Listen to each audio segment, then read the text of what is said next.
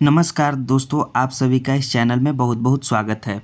तो आज के सेशन में हम लोग डिस्कस करने वाले हैं रुक्मणी पब्लिकेशन का बीपीएससी टीआरई 4.0 का प्रैक्टिस सेट। तो यह जो बीपीएससी टीआरई 4.0 है, जो बिहार प्राथमिक शिक्षक कक्षा 1 से 5 हेतु नियुक्ति परीक्षा के लिए यह प्रैक्टिस सेट है। यानी कि 1 to 5 वाले ये टीचर लोगों के लिए यह प्रैक्टिस सेट है। तो इस पुस्तक में आपको टेस्ट सीरीज के साथ डिस्कशन दिए गए हैं।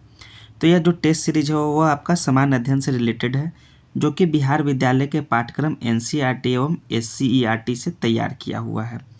तो यह जो आपके समान अध्ययन में प्रश्न पूछे जाएंगे वो पूछे जाएंगे आपके समान जागरूकता से संबंधित, प्राथमिक गणित से संबंधित, मानसिक क्षमता परीक्षण से संबंधित, समान विज्ञान से, सामाजिक विज्ञान, भूगोल, पर्यावरण और भारतीय राष्ट्रीय आंदोलन, इन सभी विषयों से आपको समान अध्ययन के प्रश्न पूछे जाएंगे, जो कि आपके प्रश्नों की कुल संख्या कितनी होगी, 150 होगी।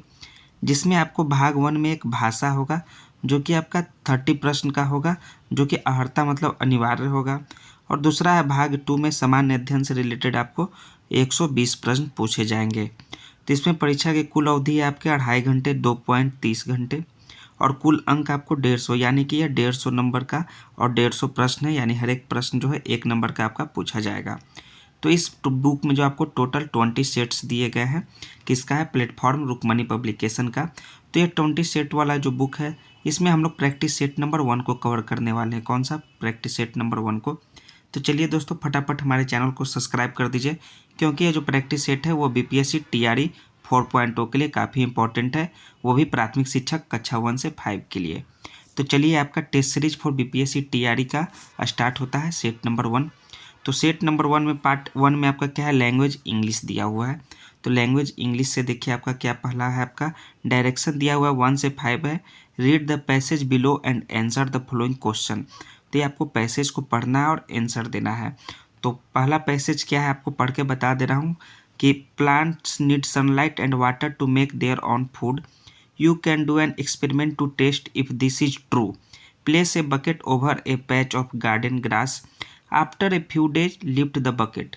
You will see that the grass is not as green anymore. If you leave the bucket in place for a week, the grass will become very dull.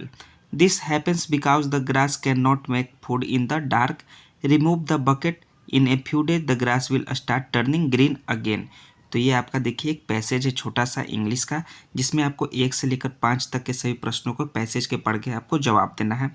तो पहला पैसेज का जो है आपका क्वेश्चन क्या हुआ है, पहला पैसेज का क्वेश्चन दिया हुआ है, what is the central idea of the passage. Central idea क्या है इस पैसेज का, फटाफट दोस्तों कमेंट में आंसर दीजिए। इसका करेक्ट आंसर क्या होगा, इसका सेंट्रल आइडिया है प्लांट्स नीड सनलाइट। क्या है कि पौधों को सनलाइट की जरूरत होती है, सूरज के प्रकाश की। ये आपका सेंट्रल आइडिया है इस पैसेज का। सो ऑप्शन नंबर बी इसका करेक्ट आंसर हो जाएगा। दूसरा प्रश्न देखिए कि व्हाट इज एन एक्सपेरिमेंट। तो यह एक्सपेरिमेंट क्या है बताइए आपको फटाफट दोस्तों। इसका जो राइट आंसर होगा, a way to test an idea. A way to test an idea के लिए किया गया है एक्सपेरिमेंट, यानी ऑप्शन नंबर बी इसका भी करेक्ट आंसर है। तीसरा नंबर प्रश्न देखिए, what happens after a few days. क्या होता है आप आफ्टर ए फ्यू डेज के बाद क्या होगा, what happens after a few days. तो the grass is not as green, या जो ग्रास यानी घास था वो हरा नहीं था। आप ये पैसेज पढ़िएगा तो आपको समझ में आएगा। सो ऑप्शन नंबर सी इसका करेक्ट आंसर है तीसरा नंबर प्रश्न का। चौथा नंबर प्रश्न है, what is the opposite of dull. Dull का उल्टा शब्द अपोजिट क्या होता है, तो डल का होता है दोस्तों ब्राइट होता है अपोजिट वर्ड, यानी कि ऑप्शन नंबर इसका एक करेक्ट आंसर हो जाएगा ब्राइट। पांचवा प्रश्न है, according to the passage how long does it take for the grass to become dull. तो कितना दिन का समय लगता है ग्रास को डल होने में, बताइए पैसेज के अनुसार से। तो पैसेज के अनुसार ए वीक, यानी कि 1 सप्ताह के अंदर जो है आपका वो ग्रास डल हो जाता है, यानी ऑप्शन नंबर बी इसका भी करेक्ट आंसर होगा। चलिए छठा नंबर प्रश्न देखिए, ह्यूमन इज मॉर्टल। तो change into the negative sentence. इसको निगेटिव सेंटेंस यानी नकारात्मक, इसको आपको वाक्य में बदलना है। इसको ह्यूमन इज मॉर्टल, तो इसका जो राइट आंसर होगा ह्यूमन इज इमॉर्टल, ये आपका हो गया negative sentence. So option number B इसका 6 का भी करेक्ट आंसर है। चलिए सातवां प्रश्न है, fill in the blanks with suitable verb form. 2 years है पास्ट सिंस ही हेयर। तो इसका जो सुटेबल आपका वर्ब फॉर्म करना है, आपका ये जो ब्लैंक आपका स्थान दिया हुआ है उसमें बताइए कौन सा होगा करेक्ट आंसर होगा। वो होगा केम, CAME केम, यानी ऑप्शन नंबर इसका सी करेक्ट आंसर हो जाएगा 7 नंबर का। 8वां प्रश्न देखिए, find out the part of speech. क्या है? Part of speech find out करना है of the word fast. He kept the fast for a week. तो इसका जो पार्ट ऑफ स्पीच आपको फाइंड आउट करना है, उसका जो राइट आंसर होगा वो होगा आपका नाउन होगा। क्या है? फास्ट जो है वो नाउन है। सो ऑप्शन नंबर बी इसका करेक्ट आंसर है 8 का। अब चलिए हिंदी लैंग्वेज का पढ़िए। पार्ट 1 में आप इंग्लिश लैंग्वेज पढ़े, अब सेकंड आप हिंदी लैंग्वेज का पढ़िए। आपका क्या है? यह भी आपका गद्यांश से पैसेज है। तो 9 से 12 प्रश्न को जो है आपको गद्यांश को ध्यानपूर्वक पढ़िए और प्रश्नों के उत्तर दीजिए। तो गद्यांश क्या हुआ है कि मानव समाज की विभिन्न समस्याओं को सुलझाने के लिए हर युग में अनेक विचारक होते रहे हैं, परंतु उनका क्षेत्र प्रायः आर्थिक, सामाजिक या राजनीतिक ही रहा है। गुरु गोविंद सिंह जी ने मनुष्य जीवन के आंतरिक और बाह्य पक्ष के समन्वित विकास के साथ साथ साहित्य और संस्कृति को भी महत्व दिया। तो गुरु गोविंद सिंह के रूप में हमें भक्ति, शक्ति और सरस्वती के पवित्र संगम का साक्षात्कार होता है। तो ये सभी आप गद्यांश पढ़ लिए और 9 से 12 प्रश्नों को इसका अब उत्तर देना है। तो 9वां प्रश्न है, अन्य विचारकों के क्या क्षेत्र रहे हैं? तो अन्य विचारकों के क्षेत्र रहे हैं, क्या क्या रहे हैं? वो रहे हैं आपके आर्थिक, सामाजिक और राजनीतिक ही, यानी ऑप्शन नंबर इसका बी करेक्ट आंसर हो जाएगा। अन्य विचारकों के क्षेत्र रहे हैं आर्थिक, सामाजिक या राजनीतिक। 10वां नंबर प्रश्न है, मानव समाज में कौन सा समाज है? तो मानव समाज में जो आपका है वो है तत्पुरुष समाज, यानी कि ऑप्शन नंबर इसका एक करेक्ट आंसर होगा। 11वां नंबर प्रश्न आपका देखिए क्या है गद्यांश का, कि आर्थिक, सामाजिक और राजनीतिक में कौन सा प्रत्यय प्रयुक्त हुआ है? ये सभी आपके हिंदी के दोनों ग्रामर के प्रश्न हैं। तो कौन सा प्रत्यय प्रयुक्त हुआ है? वो हुआ है ईक प्रत्यय। कौन सा? ईक प्रत्यय। आर्थिक में ईक प्रत्यय, सामाजिक में भी ईक प्रत्यय और राजनीतिक में भी ईक प्रत्यय का प्रयुक्त हुआ। सो ऑप्शन नंबर सी इसका राइट आंसर हो जाएगा। चलिए 12वां प्रश्न देखते हैं क्या है। 12 नंबर, उपयुक्त अवतरण का उचित शीर्षक बताइए।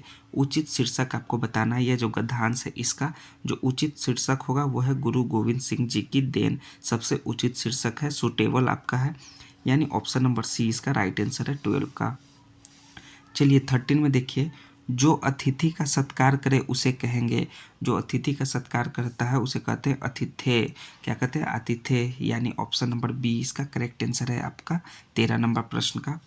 चलिए 14 नंबर वाले प्रश्न में देखिए कि सही वर्तनी वाले शब्द का चयन करना है, यानी कि कौन सा जो शब्द है वो सही लिखा हुआ है, आपको ये चयन कीजिए 14 नंबर प्रश्न में।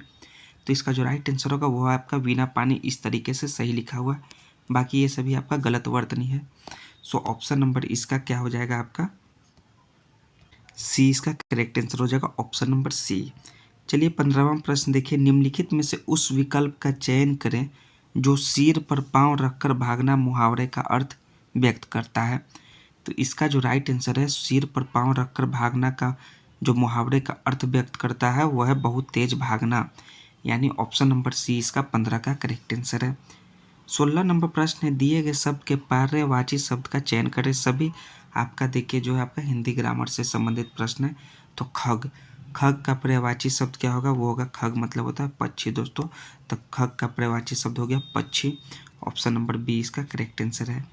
शाश्वत का विलोम शब्द है, तो शाश्वत का विलोम शब्द है क्षणिक। क्षणिक जो है इसका उल्टा शब्द होगा शाश्वत का, यानी ऑप्शन नंबर ए इसका करेक्ट आंसर है। 18 नंबर प्रश्न है, जिसके आने की तिथि मालूम न हो सब समूह के लिए शब्द है। तो जिसके आने की तिथि मालूम न हो उसे कहते हैं अतिथि। क्या कहते हैं? अतिथि, यानी ऑप्शन नंबर इसका बी करेक्ट आंसर है हमारा। नेक्स्ट है 19 नंबर की, त्याग का विलोम शब्द क्या होगा? तो त्याग का विलोम शब्द होगा ग्रहण करना। त्याग का विलोम यानी उल्टा ग्रहण होगा। सो ऑप्शन नंबर बी इसका करेक्ट आंसर होगा आपका 19 नंबर प्रश्न का। 20वां नंबर प्रश्न देखिए कि गूलर का फूल होना का मुहावरे का अर्थ है। गूलर का फूल होना, तो इसका अर्थ होता है दोस्तों दुर्लभ होना। क्या होना? दुर्लभ होना। सो ऑप्शन नंबर इसका आपका एक करेक्ट आंसर हो जाएगा, दुर्लभ होना। जिसे कठिनाई से जीता जा सके के लिए एक शब्द प्रयुक्त होता है। जिसे कठिनाई से जीता जा सके उसे कहते हैं दुर्जय। क्या कहते हैं? दुर्जय कहते हैं। सो ऑप्शन नंबर ए इसका भी राइट आंसर है। 22 नंबर प्रश्न देखिए कि दिए गए शब्द के पर्यायवाची शब्द का चयन करें। तो पर्यायवाची शब्द जो होगा अवगुण, अवगुण का समानार्थक शब्द पर्यायवाची शब्द क्या हो जाएंगे, वो हो जाएंगे इसके दोष हो जाएंगे, क्या हो जाएंगे, दोष। अवगुण के दोष जो है पर्यायवाची शब्द हैं। सो ऑप्शन नंबर सी इसका करेक्ट आंसर हो जाएगा आपका 22 का। 23 में देखिए 23 में कि सही वर्तनी वाले शब्द का चयन करें। जो सही शब्द कौन सा लिखा हुआ है, माखन चोर, आपको पता करना है कौन सा सही वर्तनी वाले शब्द है। तो माखन चोर ये आपका एक भी गलत है, बी भी गलत है, सी इसका करेक्ट आंसर होगा माखन चोर। 23 का सी इसका राइट आंसर है। 24 है कि पूत सपूतों का धन संचय, पूत कपूतों का धन संचय। इसका करेक्ट आंसर आपको बताना है कि प्रस्तुत पंक्तियों में कौन सा अलंकार है।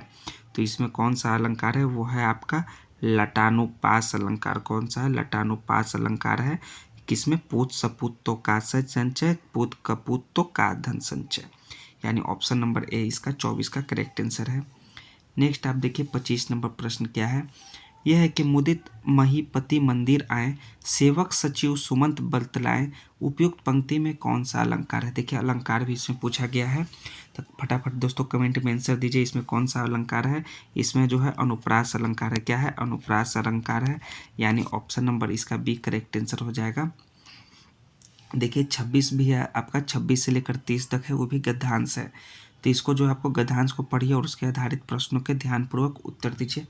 तो फटाफट दोस्तों इसको आप पढ़िए, पूरा गद्यांश को यहाँ से यहाँ तक पढ़िए और फटाफट इसको आप आंसर पढ़ के बताइए कि क्या होगा इसका करेक्ट आंसर।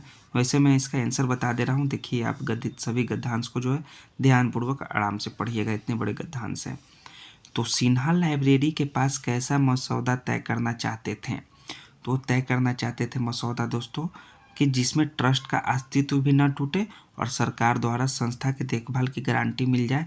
आपका एक इसका करेक्ट आंसर होगा, जब आप पढ़िएगा तो इसका राइट आंसर आ जाएगा। माथुर साहब क्यों शक पका गए। तो माथुर साहब का शक पकाने का कारण था कि सिन्हा साहब जैसा दबंग व्यक्ति उनके पास बैठे थे, इस कारण माथुर साहब शक पका गए थे। तो माथुर साहब जिसे लप्पो चप्पो समझते थे वो वास्तव में क्या था। वो वास्तव में था दोस्तों सिन्हा साहब का विनीत स्वर, उनके व्यक्ति की अलचित और आई पहलू की जवाब थी, यानी ऑप्शन नंबर बी इसका भी करेक्ट आंसर है आपका 28 का। 29 है कि कब और कौन नए नए शिक्षा सचिव हुए थे। तो हुए थे सन 1949 में जगदीश चंद्र माथुर साहब, यानी ऑप्शन नंबर ए इसका राइट आंसर है 29 का। ये आपको गद्यांश में दिया हुआ है। चलिए 30वां नंबर प्रश्न देखिए कि सिन्हा साहब की कब और क्या उत्कट अभिलाषा थी। तो उनकी अभिलाषा थी कि सिन्हा लाइब्रेरी के प्रबंधन के उपयुक्त व्यवस्था हो, यानी ऑप्शन नंबर ए इसका करेक्ट आंसर है। जो 26 से आपके 30 तक जो गद्यांश के क्वेश्चन है, आप सभी पैसेज को आराम से पढ़िए और फटाफट आंसर दीजिए सावधानीपूर्वक। तो चलिए अब पार्ट 2 स्टार्ट होता है, जो कि आपके 31 नंबर प्रश्न से लेकर पूरे 150 प्रश्न नंबर तक आपके सभी आपके जीके और मैथ और रीजनिंग से संबंधित आपके प्रश्न होंगे। तो चलिए 31वां नंबर प्रश्न आपका क्या है कि भारत में निम्नलिखित में से कौन सा राज्य के नीति निर्देशक सिद्धांतों का गांधीवादी सिद्धांत है। तो फटाफट दोस्तों देखिए 1 2 3 4 5 ऑप्शन वाले सभी प्रश्न हैं। तो फटाफट बताइए कौन सा आपका जो है राज्य के नीति निर्देशक सिद्धांतों का गांधीवादी सिद्धांत है। तो इसका जो राइट आंसर होगा वो है आपका ग्राम पंचायत का गठन करना। यह है गांधीवादी सिद्धांत, यानी ऑप्शन नंबर सी इसका राइट आंसर है। 32 नंबर प्रश्न है कि भारतीय संविधान का निम्नलिखित में से कौन सा अनुच्छेद जबरन श्रम को प्रतिबंधित करता है और शोषण को रोकता है। तो यह जो अनुच्छेद है आपका वह अनुच्छेद 23 है, जो कि जबरन श्रम को प्रतिबंधित करता है और शोषण को भी रोकता है। ये आप सभी अनुच्छेद को पढ़िएगा तो आपको पता चलेगा। सो ऑप्शन नंबर बी इसका राइट आंसर है 32 का बी। संविधान जो कि अनुसूचित जाति और अनुसूचित जनजाति आदेश द्वितीय संशोधन विधेयक 2022 ने उत्तर प्रदेश के कुछ हिस्सों में किस समुदाय को अनुसूचित जनजाति के रूप में मान्यता दी है। तो उत्तर प्रदेश जो दिया है दोस्तों वो है गोंड समुदाय। किसको, गोंड समुदाय को जो है अनुसूचित जनजाति के रूप में मान्यता दिया है, याद रखिए 2022 के विधेयक में। सो ऑप्शन नंबर ए इसका राइट आंसर है। निम्नलिखित में से किस अनुच्छेद में दोहरे दंड के बारे में बताया गया है। ये सभी आपके पॉलिटी से प्रश्न हैं कि जिसके अनुसार किसी भी व्यक्ति पर एक ही अपराध के लिए एक से अधिक बार मुकदमा न चलाया जाए और न उसे दंडित किया जाए। तो किस अनुच्छेद में यह व्याख्या दिया हुआ है? यह दिया हुआ है दोस्तों आपका अनुच्छेद 20 के 2 में आपका दिया हुआ है। सो ऑप्शन नंबर इसका सी करेक्ट आंसर होगा, अनुच्छेद 20 के दूसरे भाग में। So option number C correct answer है। चलिए 34 का 35 नंबर प्रश्न देखते हैं कि निम्नलिखित में से कौन सा स्वास्थ्य का अधिकार अधिनियम 2022 लागू करने वाला पहला भारतीय राज्य बन गया है? तो पहला भारतीय राज्य बना है वो है आपका राजस्थान। क्या है? स्वास्थ्य का अधिकार नियम लागू करने वाला, जो कि 2022 में लागू हुआ था। तो राजस्थान ऑप्शन बी इसका राइट आंसर होगा। नेक्स्ट है आपका 36 प्रश्न कि हिमनद प्रवाह द्वारा उत्कीर्ण की गई पहाड़ियों की अंडाकार की श्रृंखला का नाम बताना है। तो उस अंडाकार की श्रृंखला का नाम है आपका ड्रमलिन्स। क्या नाम है? ड्रमलिन्स है। तो ऑप्शन नंबर ए इसका करेक्ट आंसर है। 37 प्रश्न है कि 2011 के जनगणना के अनुसार भारत की साक्षरता दर है। तो 2011 के जनगणना के अनुसार भारत का साक्षरता दर है दोस्तों 74.04%। याद रखिएगा, ये सभी आपका 2011 के जनगणना के अनुसार प्रश्न दिए हुए हैं। सो ऑप्शन सी इसका करेक्ट आंसर है। अबनुस, महोगनी और शीशम के पेड़ किस प्रकार के जंगल का हिस्सा है? ये सब आपका ज्योग्राफी के प्रश्न है। तो किस प्रकार के जंगल का हिस्सा है? यह आपके उष्णकटिबंधीय सदाबहार वन के कौन कौन? अबनुस, महोगनी और शीशम के पेड़। सो ऑप्शन नंबर बी 38 का करेक्ट आंसर है आपका। 39 में देखिए क्या है, निम्नलिखित में से कौन सा राज्य भारत में लिग्नाइट कोयले का सबसे बड़ा उत्पादक है? क्या है? लिग्नाइट कोयला। ये कोयले का एक प्रकार है। तो सबसे ज़्यादा जो होता है यह लिग्नाइट कोयला वो होता है आपका तमिलनाडु में। कहाँ? तमिलनाडु में लिग्नाइट कोयला पाया जाता है। सो ऑप्शन नंबर ए इसका राइट आंसर है। 40 नंबर प्रश्न देखिए, निम्नलिखित में से कौन सा भारतीय राज्य कुल्ह के नाम से जाने वाली पारंपरिक नहर सिंचाई पद्धति के लिए प्रख्यात है? कुल्ह नाम से जाने वाली पारंपरिक नहर सिंचाई पद्धति के लिए पर्याप्त है, वो आपका राज्य का नाम है दोस्तों आंध्र प्रदेश, एपी। यानी ऑप्शन नंबर ए बी इसका करेक्ट आंसर होगा, जहाँ कुल्ह नाम से जाना जाता है। 41वां प्रश्न है आपका मैथ के प्रश्न। तो आप जो भी आपका मैथ के प्रश्न होगा उसको अच्छे से आप सॉल्व कीजिएगा। हम सिर्फ आंसर इसमें बता देंगे कि किस प्रकार से आंसर आया वो आपको सॉल्व करना है। तो एक घोड़ा एक खूंटे से 13 मीटर लंबी रस्सी से बंधा हुआ है। तो यदि रस्सी की लंबाई 22 मीटर की जाए तो बताइए कि घोड़ा कितना अधिक क्षेत्रफल में चढ़ सकता है। तो आपको फटाफट दोस्तों इसको आसानी से बनाइएगा, कॉपी पर पेन कॉपी से लेकर बैठिएगा, वहीं बनेगा। इसको आंसर बता देने से कुछ होने वाला नहीं है। वैसे आंसर इसका होगा 990 मीटर स्क्वायर, इसका राइट आंसर होगा जब आप बनाइएगा तो, क्योंकि ये सभी जो है आपको मैथ प्रश्न जो है आपके खुद से सॉल्व करने होंगे। तो 10 वस्तुओं का क्रयमूल्य जो है 13 वस्तुओं के 10 वस्तुओं का आपका विक्रयमूल्य जो है 13 वस्तुओं के क्रयमूल्य के बराबर है। तो लाभ का प्रतिशत क्या है? तो लाभ का प्रतिशत आपको बताना है। वो लाभ का प्रतिशत होगा आपका 30% होगा लाभ परसेंट, यानी ऑप्शन नंबर ए इसका करेक्ट आंसर है। 4 क्रमागत विषय संख्या विषम संख्या का औसत 58 है, तो सबसे छोटी संख्या कौन सा है? तो होगा आपका सबसे छोटा संख्या होगा वो होगा आपका 55 होगा।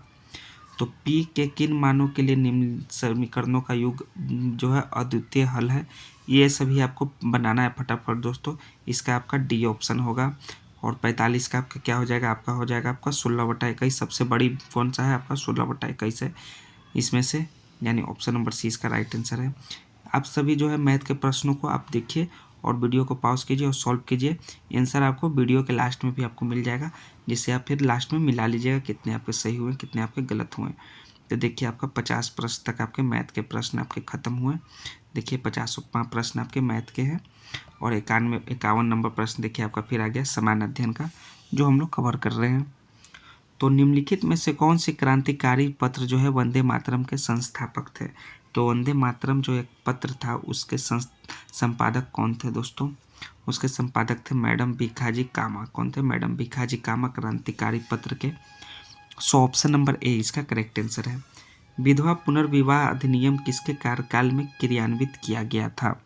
यह किया गया था लॉर्ड कैनिंग के कार्यकाल में। याद रखिएगा कौन सा विधवा पुनर्विवाह अधिनियम जो है क्रियान्वित किया गया था लॉर्ड कैनिंग के समय में। त्रिपुरी संकट की समाप्ति के बाद कांग्रेस का अध्यक्ष किसे बनाया गया? कांग्रेस का अध्यक्ष जो है राजेंद्र प्रसाद को बनाया गया। किसके समाप्ति के बाद दोस्तों? वो है त्रिपुरी संकट के समाप्ति के बाद। सो ऑप्शन नंबर इसका सी करेक्ट आंसर है। चलिए 54 नंबर प्रश्न है आपका। 1854 ईस्वी की वुड ज्ञप्ति में अभिव्यक्त जो शिक्षा का लक्ष्य था वो क्या था? तो शिक्षा का जो लक्ष्य था भारत में पाश्चात्य भाषा, शिक्षा, कला, विज्ञान और संस्कृति को बढ़ावा देना, यह लक्ष्य था, यानी ऑप्शन नंबर बी इसका करेक्ट आंसर हो जाएगा। नेक्स्ट है आपका साइमन कमीशन के आने के विरुद्ध भारतीय जन आंदोलन कहाँ हुआ था। तो जो साइमन कमीशन आ रहा था उसके विरुद्ध भारतीय जन आंदोलन कहाँ हुआ था, वो हुआ था द्विशासन की समाप्ति की संशोधित की गई थी, यानी ऑप्शन नंबर बी इसका करेक्ट आंसर हो जाएगा 55 नंबर में। 55 नंबर में इसका, सॉरी दोस्तों, साइमन कमीशन में कोई भी भारतीय सदस्य नहीं था। क्यों हुआ था, हाँ जी, कहा नहीं क्यों हुआ था, तो इसका प्रमुख कारण था कि जो साइमन कमीशन जो बना था उसमें कोई भी इसमें आपका सदस्य नहीं था, भारतीय सदस्य नहीं था, इस कारण इसका जन आंदोलन हुआ था साइमन कमीशन के आने के विरुद्ध। सो ऑप्शन नंबर सी इसका राइट आंसर है। 56 नंबर प्रश्न है कि 1911 में जब राजधानी कलकत्ता से दिल्ली लाने की घोषणा की गई तो उस समय भारत का वायसराय कौन था। तो उस समय भारत का वायसराय थे लॉर्ड हार्डिंग द्वितीय। कौन थे, लॉर्ड हार्डिंग द्वितीय थे, यानी ऑप्शन नंबर बी 56 नंबर का करेक्ट आंसर हो जाएगा, लॉर्ड हार्डिंग द्वितीय। तो चलिए ऑप्शन बी इसका राइट आंसर है। 57 नंबर प्रश्न है कि महात्मा गांधी का दक्षिण अफ्रीका से वापसी पर इनमें से किस घटना के कारण को प्रसिद्धि मिली है। तो किस घटना वो मिला है, चंपारण सत्याग्रह को प्रसिद्धि मिली है वापसी होने पर, यानी ऑप्शन नंबर ए इसका करेक्ट आंसर है। 58 है कि निम्नलिखित में से कौन सा एक सही सुमेलित नहीं है। तो जो है आपका आत्मीय समाज का जो है आपका इसका स्थापना देवेंद्रनाथ टैगोर जी ने नहीं किया था, यह आपका सही सुमेलित नहीं है। सो ऑप्शन नंबर ए इसका राइट आंसर है 58 का। 59 नंबर प्रश्न देखिए, निम्नलिखित में से किसका आरंभ जो है मेरठ में सैन्य विद्रोह से हुआ और शीघ्र ही व्यापक स्तर पर फैलकर ब्रिटिश शासन के लिए एक बड़ी चुनौती के रूप में परिलक्षित हुआ। तो वो हुआ था दोस्तों आपका भारतीय विद्रोह 1857 में हुआ था, यानी ऑप्शन नंबर ए इसका करेक्ट आंसर है। नेक्स्ट है आपका 60वां प्रश्न, इनमें से किसने नस्लीय भेदभाव के विरुद्ध संघर्ष करते हुए नटाल भारतीय कांग्रेस की स्थापना किए था। वो किए थे महात्मा गांधी जी ने नटाल भारतीय कांग्रेस की स्थापना। सो ऑप्शन नंबर इसका सी करेक्ट आंसर हो जाएगा आपका महात्मा गांधी। 61 नंबर प्रश्न आपका फिर देखिए आपका मैथ के प्रश्न है, या आप इसको वीडियो को पॉज कीजिए और बारी बारी से सॉल्व कीजिए। लास्ट में आपको आंसर जो है आपको बता दिया जाएगा, दिखा दिया जाएगा, सेट में दे दिया जाएगा कि कितने आपके सही हैं गलत हैं, आप मिलान कर लीजिएगा। तो चलिए 70 नंबर प्रश्न आपका मैथ से रिलेटेड समाप्त होता है। अब 71 नंबर प्रश्न देखते हैं। बिहार का सर्वाधिक जूट जो है उत्पादक जिला है। सबसे ज़्यादा जो है जूट किस जिला में बिहार में उत्पादन किया जाता है, वो किया जाता है पूर्णिया जिला में जूट का। सो ऑप्शन नंबर इसका सी करेक्ट आंसर है। 1922-23 में मुंगेर में किसान सभा का गठन किसने किया था। इसका गठन किए थे इनमें से अधिक श्री कृष्ण सिंह ने किया, मोहम्मद जुबैर ने, यानी उपयुक्त में से एक से अधिक लोगों ने किया किसान सभा का गठन। सो ऑप्शन नंबर डी इसका राइट आंसर है। हाल ही में उपस्थिति पोर्टल किस राज्य सरकार द्वारा लॉन्च किया गया है। क्या है उपस्थिति पोर्टल, वो लॉन्च किया गया है झारखंड राज्य सरकार के द्वारा। सो झारखंड यानी रांची, ऑप्शन नंबर इसका करेक्ट आंसर है। इसका कैपिटल रांची है झारखंड का। बिहार आर्थिक सर्वेक्षण पहली बार किस वित्तीय वर्ष के लिए प्रकाशित किया गया था। यह किया गया था दोस्तों 2006-07 वित्तीय वर्ष के लिए प्रकाशित। कौन सा है, बिहार आर्थिक सर्वेक्षण। सो ऑप्शन नंबर बी 74 का करेक्ट आंसर है। 75 नंबर प्रश्न है कि बिहार में कांग्रेस का प्रथम अधिवेशन कहाँ रखा गया था। तो कांग्रेस का प्रथम अधिवेशन रखा गया था वो आपका पटना में, बिहार की राजधानी पटना में। सो ऑप्शन नंबर ए 75 का करेक्ट आंसर हो जाएगा। नेक्स्ट है आपका 76 नंबर प्रश्न, मई 2024 में वस्तु सेवा कर अपीलीय न्यायाधिकरण जीसैट के पहले अध्यक्ष किसे नियुक्त किया गया है। जीसैट GST-AT के पहला अध्यक्ष कौन नियुक्त किए गए हैं मई 2024 में। तो नियुक्त किए गए हैं दोस्तों Sanjay Kumar Mishra. Option number A इसका करेक्ट आंसर है 76 प्रश्न का। 77 नंबर में देखिए कि भारत के पहले खगोल पर्यटन अधिनियम की अभियान की घोषणा किस राज्य में किया गया है। पहले खगोल पर्यटन अभियान की घोषणा वो किया गया है दोस्तों, ना ही कर्नाटक में, ना ही तमिलनाडु, ना ही बिहार में, यानी उपयुक्त में से कोई नहीं। सो ऑप्शन नंबर ई इसका राइट आंसर है। 78 है कि विश्व प्रेस स्वतंत्रता दिवस कब मनाया जाता है। वो मनाया जाता है 3 मई को, विश्व प्रेस स्वतंत्रता दिवस। सो ऑप्शन नंबर ए इसका करेक्ट आंसर 1 मई को आपको मजदूर दिवस के रूप में मनाते हैं। पेरिस ओलंपिक में भारत के संदर्भ में सही विकल्प चुने। तो पेरिस ओलंपिक ने भारत ने कितने जो आपके पदक जीते हैं वो आपको भी मालूम है। तो पदक तालिका में भारत कुल 6 पदक के साथ 71वें स्थान पर रहा। यह सही विकल्प है। सो आपका 79 नंबर 79 नंबर प्रश्न का बी करेक्ट आंसर है। भारत की पहली ई स्पोर्ट अकादमी कहाँ खोली गई है? ई स्पोर्ट अकादमी जो है आपका एमपी में खोली गई है, यानी एमपी यानी मध्य प्रदेश में। ऑप्शन सी इसका करेक्ट आंसर है। 81 नंबर प्रश्न है, निम्नलिखित में से कौन सा एक कीट भक्षी पौधा नहीं है? तो कीट भक्षी पौधा नहीं है, वो है आपका प्रोथेलस। बाकी आपका घटपर्णी भी है और सनड्यू भी है आपका कीट भक्षी पौधा। सो ऑप्शन नंबर सी इसका करेक्ट आंसर है। निम्नलिखित में से कौन सा एक रेगिस्तानी पेड़ है? 3, 4, 5 ऑप्शन में से आपको रेगिस्तानी पेड़ बताना है, और रेगिस्तानी पेड़ का नाम है दोस्तों ताड़। कौन है जो ताड़ का जो पेड़ है वो आपका रेगिस्तानी पेड़ है। सो ऑप्शन नंबर ए इसका करेक्ट आंसर है। भूमिगत जल को प्रदूषित करने वाला अजैविक प्रदूषक कौन सा है? क्या है अजैविक प्रदूषक जो भूमिगत जल को प्रदूषित करता है? उसका नाम है आर्सेनिक। आर्सेनिक जो है भूमिगत जल को प्रदूषित करने वाला अजैविक प्रदूषक है। निम्नलिखित में से कौन सा प्राथमिक प्रदूषक है? तो प्राथमिक प्रदूषक जो है दोस्तों आपका CO भी है, NO2 भी है। इनमें से एक से अधिक है दोस्तों, ये सभी आपके प्राथमिक प्रदूषक में आते हैं। तो ऑप्शन डी इसका राइट आंसर है। जैविक ऊर्जा यानी ऑर्गेनिक एनर्जी का अंतिम स्रोत कौन सा है? तो ऑर्गेनिक एनर्जी का ना ही पवन ऊर्जा है, ना ही ग्लूकोज है, ना ही ATP है। अंतिम स्रोत यानी उपयुक्त में से कोई नहीं। ऑप्शन नंबर ई इसका करेक्ट आंसर है। वायुयानों में किसका प्रयोग वायु शोधक यानी एयर प्यूरिफायर के रूप में किया जाता है?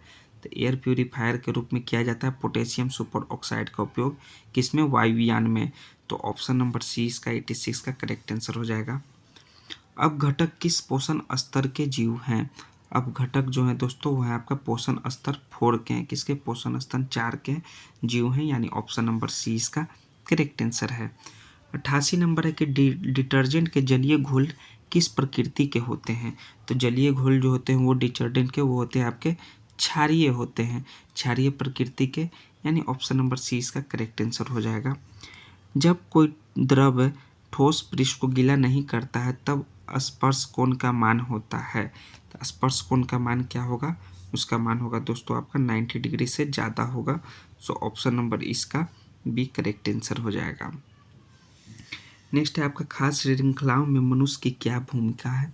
तो खाद्य श्रृंखला में मनुष्य जो है आपका उपभोक्ता क्या है? उपभोग करता है, उसको खाता है, यानी ऑप्शन नंबर इसका बी करेक्ट आंसर। उपभोक्ता है मनुष्य खाद्य श्रृंखला में। वह रासायनिक यौगिक कौन है जो 2 तत्वों से बना है? जो 2 तत्वों से बना है वो है आपका बाइनरी कहलाता है। क्या? बाइनरी, यानी ऑप्शन नंबर ए इसका राइट आंसर हो जाएगा।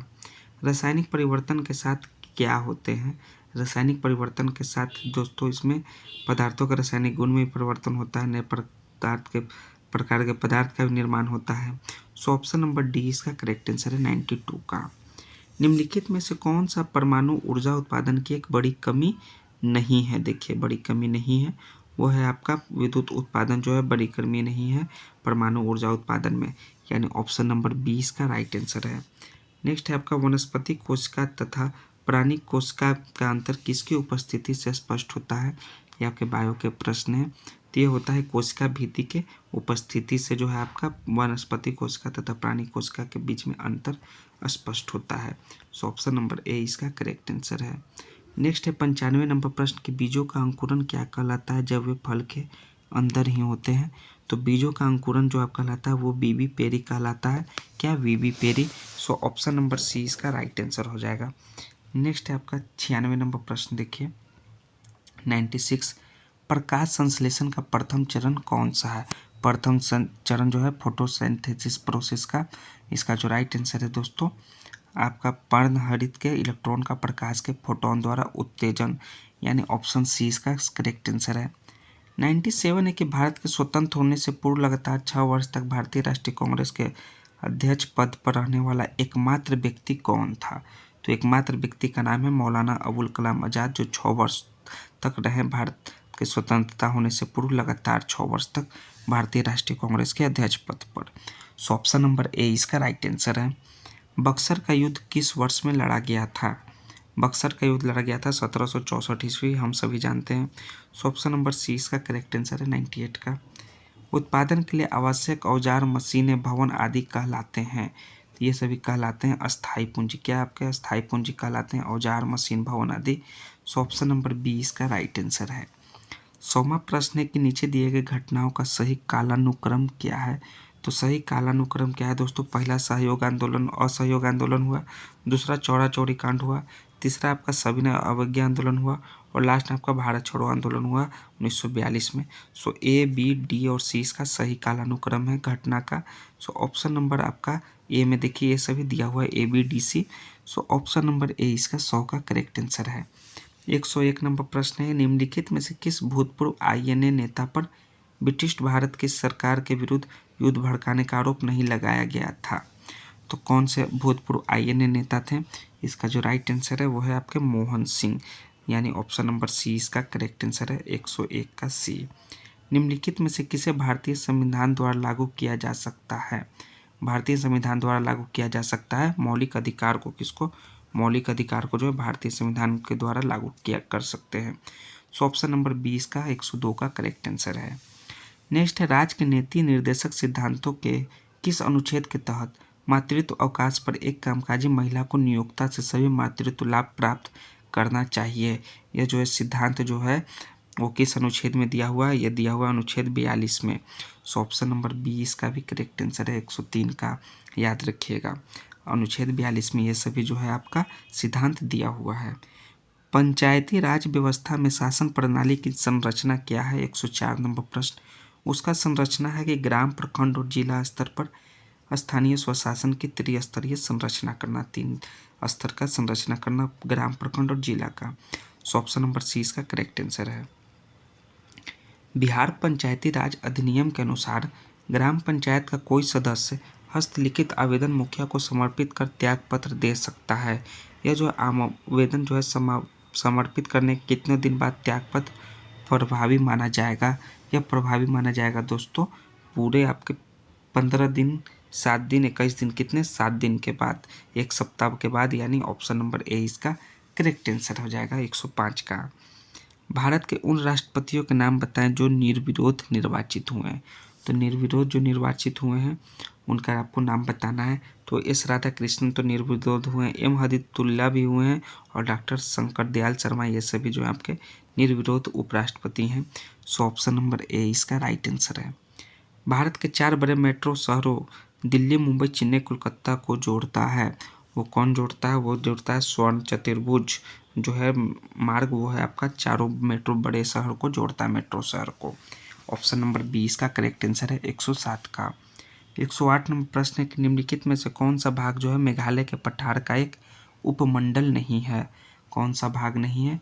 वो है आपका धनसिरी भाग नहीं है, यानी ऑप्शन नंबर सी इसका करेक्ट आंसर हो जाएगा। निम्नलिखित में से कौन सा भारतीय राज्य दक्कन के पठार से घिरा नहीं है? वो भारतीय राज्य का नाम है दोस्तों मध्य प्रदेश, एमपी, जो भारतीय राज्य दक्कन के पठार से घिरा नहीं है। सो ऑप्शन नंबर बी इसका करेक्ट आंसर है। 110 नंबर प्रश्न है कि सूर्य का चक्कर लगाने वाले चट्टानों के छोटे छोटे टुकड़े को क्या कहा जाता है? तो छोटे छोटे टुकड़े को जो है सूर्य के चक्कर लगाते हैं उसे क्षुद्र ग्रह हम लोग कहते हैं दोस्तों आम भाषा में। सो क्षुद्र ग्रह यानी ऑप्शन नंबर ए इसका करेक्ट आंसर है। सहारा रेगिस्तान कहाँ स्थित है? हम सभी जानते हैं यह उत्तरी अफ्रीका में स्थित है। कहाँ? उत्तरी अफ्रीका में सहारा रेगिस्तान। सो ऑप्शन नंबर सी इसका राइट आंसर होगा, जो कि विश्व का सबसे बड़ा रेगिस्तान है। विश्व में कौन सा किसी वस्तु की अंतिम वस्तु के रूप में पहचाने जाने का सही कारण है? निम्नलिखित में से कौन सा किसी वस्तु के अंतिम वस्तु के रूप में पहचाने जाने का सही कारण है? वो कारण दोस्तों कि निर्माता द्वारा इसे आगे और संसाधित नहीं किया जा सकता है, यानी ऑप्शन नंबर बी इसका करेक्ट आंसर है। निम्नलिखित में से कौन सी फसल भारत में व्यावसायिक खेती के लिए स्वीकृति एकमात्र आनुवंशिकता रूपांतरित फसल है? उस फसल का नाम है दोस्तों बीटी कपास, यानी ऑप्शन नंबर सी इसका करेक्ट आंसर है। याद रखिएगा परीक्षा में कहीं प्रश्न आ न जाए। विदेश में भारतीय मूल के कितने वैज्ञानिकों के लिए विज्ञान मंत्रालय ने वैभव फेलोशिप के प्रथम प्राप्तकर्ताओं की घोषणा की है? कितने लोग हैं? वो हैं आपके दोस्तों 22 लोग के लिए, यानी कितने 22 वैज्ञानिक हैं, साइंटिस्ट हैं। सो ऑप्शन नंबर ए 114 का करेक्ट आंसर है। 115 नंबर प्रश्न है, ग्राम और लघु उद्योग समिति को किस रूप में भी जाना जाता है? ग्राम और लघु उद्योग समिति को वो जाने जाते हैं करवे समिति के रूप में भी जाने जाते हैं। कौन सा? करवे समिति। सो ऑप्शन नंबर बी इसका करेक्ट आंसर है। निम्नलिखित में से कौन सी योजना या कार्यक्रम जो है सूक्ष्म वित्त जैसी पहल से संबंधित नहीं है? ये ध्यान से पढ़िए, कौन सा संबंधित नहीं है? तो उसका नाम है दोस्तों आपका उज्ज्वला योजना, जो कि सूक्ष्म वित्त जैसी पहल से संबंधित नहीं है। सो ऑप्शन सी इसका करेक्ट आंसर है। 117 नंबर प्रश्न है, भारत की पहली बहुउद्देशीय हरित हाइड्रोजन पायलट परियोजना का उद्घाटन किस राज्य में किया गया है? तो राज्य में किया गया है दोस्तों आपका 117 का हिमाचल प्रदेश में, एचपी में। सो ऑप्शन नंबर ए इसका करेक्ट आंसर हो जाएगा। हाल ही में किसने असम राइफल्स के नए महानिदेशक के रूप में पदभार ग्रहण किया है? ये आपके करेंट अफेयर से रिलेटेड प्रश्न है। तो ये पदभार ग्रहण किए हैं विकास लखेरा। किसने? विकास लखेरा ने असम राइफल्स के नए महानिदेशक के रूप में पदभार ग्रहण किया है। ऑप्शन बी इसका करेक्ट आंसर है। हाल ही में जारी विश्व में अस्वास्थ्यकर हवा वाले शहर की सूची में कौन सा जगह शीर्ष पर है? तो उस जगह का नाम है दोस्तों काठमांडू। अस्वास्थ्य यानी कि एकदम बहुत ही खराब हवा है वहाँ का, काठमांडू का, जो कि विश्व में शीर्ष पर है। सो ऑप्शन नंबर ए इसका करेक्ट आंसर है, 19 का ए। 5 वर्षों में आयोजित होने वाला गगन शक्ति 2024 अभ्यास हाल ही में भारतीय वायुसेना द्वारा किस स्थान पर आयोजित किया गया? यह भी आपका करंट अफेयर से रिलेटेड प्रश्न है। वो कहाँ? पोखरण में आयोजित किया गया। पोखरण हम लोग फिल्म देखे हैं, पोखरण परमाणु वाला, यानी ऑप्शन नंबर बी इसका करेक्ट आंसर है।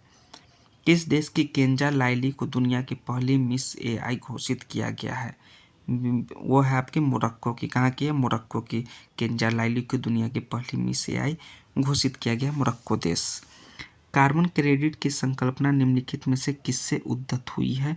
वो हुआ है क्योटो प्रोटोकॉल से। किससे? क्योटो प्रोटोकॉल से जो कार्बन क्रेडिट की संकल्पना उद्धत हुआ है, यानी ऑप्शन बी इसका करेक्ट आंसर है।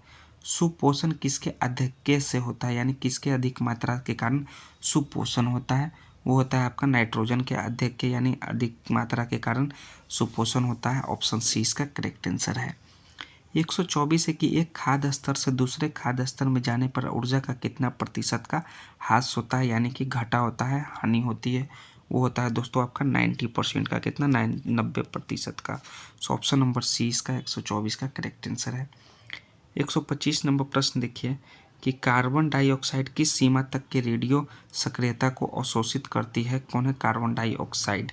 वो करती है आपका 5.5 से लेकर 7 माइक्रोन्स तक के जो आपको है रेडियो सक्रियता को अवशोषित करती है। अति लेड विषाक्तता यानी कि पॉइजनिंग क्या कहलाता है? पॉइजनिंग क्या कहलाता है आपको बताना है। वो कहलाता है दोस्तों प्लम्बिज्म। प्लम्बिज्म जो है कहलाता है poisoning. So option number B इसका करेक्ट आंसर है 126 का। 127 है कि जीवों में अत्यधिक विविधता का क्या कारण है? अत्यधिक विविधता का जीवों में कारण है उत्परिवर्तन, जो है जीवों में अत्यधिक विविधता का कारण है। सो ऑप्शन नंबर सी 127 का करेक्ट आंसर हो जाएगा। 128 नंबर प्रश्न है, ये सभी साइंस से रिलेटेड अब आपके प्रश्न स्टार्ट होने हैं।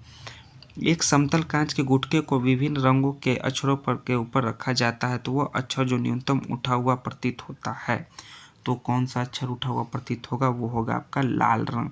कौन सा? लाल रंग, यानी ऑप्शन नंबर ए इसका करेक्ट आंसर होगा। लोहे के पतले टुकड़े को तीव्र विद्युत धारा बहती हुई परिनालिका में रखने पर चुंबकीय दिशा में घूम जाते हैं, तो क्या घूम जाते हैं? वो घूम जाते हैं सभी डोमेनों के सभी परमाणु घूम जाते हैं, यानी ऑप्शन नंबर सी इसका करेक्ट आंसर हो जाएगा, जो चुंबकीय दिशा में घूम जाते हैं।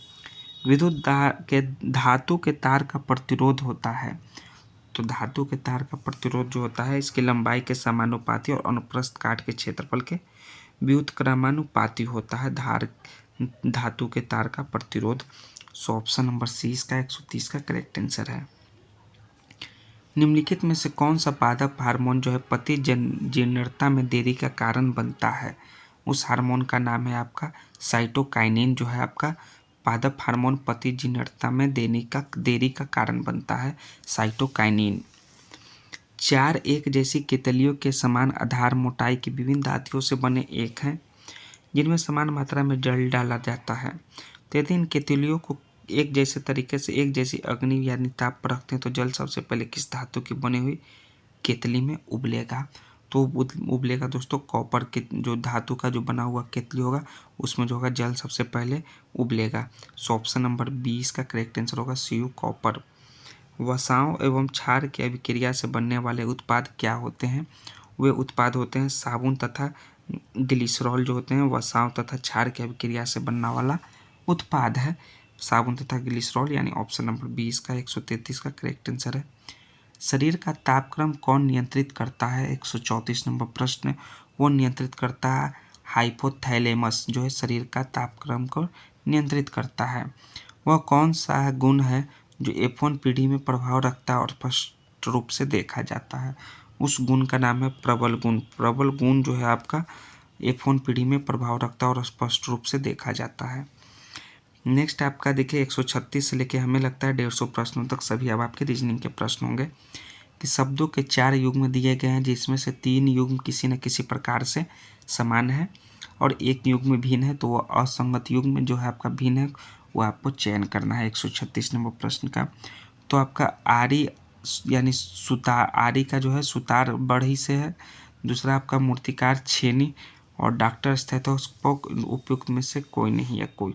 तो डॉक्टर का स्टेथोस्कोप तो सही है, आरी बढ़ी भी सही है, लेकिन जो आपका 136 का मूर्तिकार जो छेनी से क्या करेगा उसका मिट्टी से सही संबंधित होगा। सो ऑप्शन नंबर 20 का करेक्ट आंसर है।